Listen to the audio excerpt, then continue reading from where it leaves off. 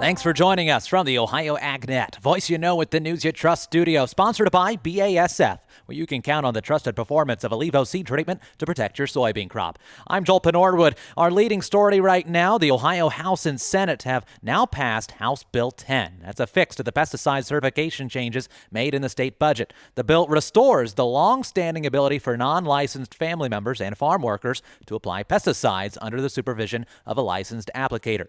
It also adds the training needed to meet federal rules. Farm groups say the correction prevents unnecessary licensing hurdles for family farms and small operations. Our own Dusty Sonnenberg caught up with Brandon Kern of the Ohio Soybean Association to talk about some background to the bill and what it means going forward. In the state budget bill, there was some language introduced, and it was an effort to make sure that we were in alignment. The state of Ohio was in alignment with new federal requirements for pesticide applications. At the federal level, there had been a requirement for new safety training for farm workers who are handling pesticides. Unfortunately, when the language to do that got implemented, it took out some existing Ohio law that provides for flexibility on the farm. That's Brandon Kern with the Ohio Soybean Association. More information online at ohioagnet.com.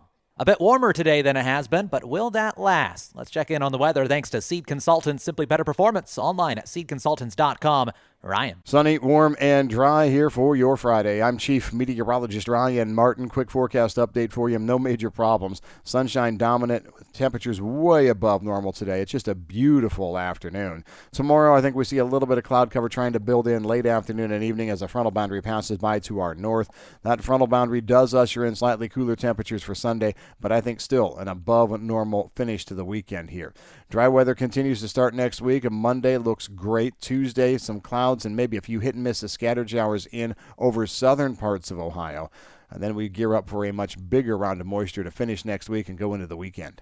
I'm Ryan Martin. And thank you, Ryan. The federal government back open for business. But what's all in that spending bill with regards to agriculture? We continue to dive into that as our own Ty Higgins reports. After the longest government shutdown in American history, things have reopened in Washington and in agencies across the country.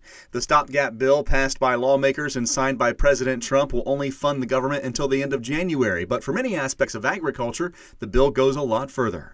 Brad Bales is Senior Director of State and National Policy with Ohio Farm Bureau. That will contain a third extension for the 2018 Farm Bill, pushing forward provisions that were not contained within the H.R. 1, otherwise known as the Big Beautiful Bill that was passed back in July. So while we would like to see a modernized Farm Bill, it's good to see that we at least have an extension and we can continue to have the conversation. There was also special funding carved out for the Commodity Credit Corporation to help with disaster assistance and a possible economic aid package to farmers.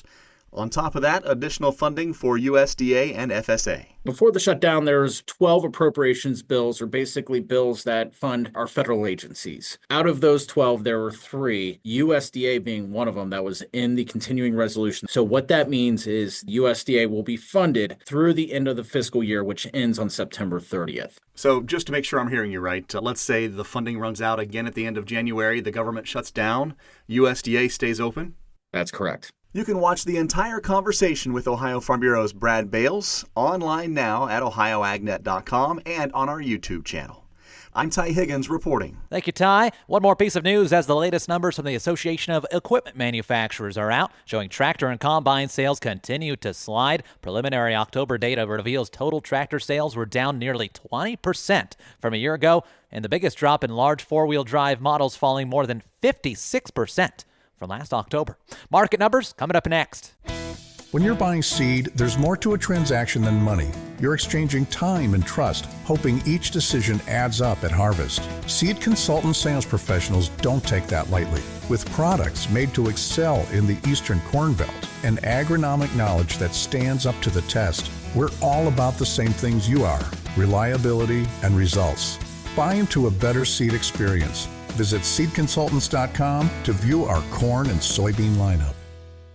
The Ohio AgNet continues. Time for a look at what's driving markets today as we check in with Ryan Metzger of Lice Mercantile. These technical indicators are, of course, price levels in which futures find support and where futures find resistance. December 25 corn futures have the first level of support seen at $4.3625 and the first level of resistance at $4.4475. January 26 soybean futures have the first level of support seen at $11.34.5 and the first level of resistance at $11.5525. Please visit our website at licemercantile.com to learn more about our crop insurance services, grain marketing program, and brokerage services. Thanks, Ryan. Let's talk market numbers from Chicago right now. December new crop corn at the moment up half a cent to $4.42. New crop soybeans up a nickel to $11.37 per bushel. And next July wheat down 3/4 cent to $5.74 1/4. Quite a bit of volatility ahead of the USDA reports being released at noon Eastern time. On the livestock side, December live cattle up 23 cents to $219.28. December lean hogs up $1.05 to $79.13. And markets brought to you by Seed Consultants. Simply better performance online at seedconsultants.com. Milk down about 15 cents. This is the Ohio AgNet.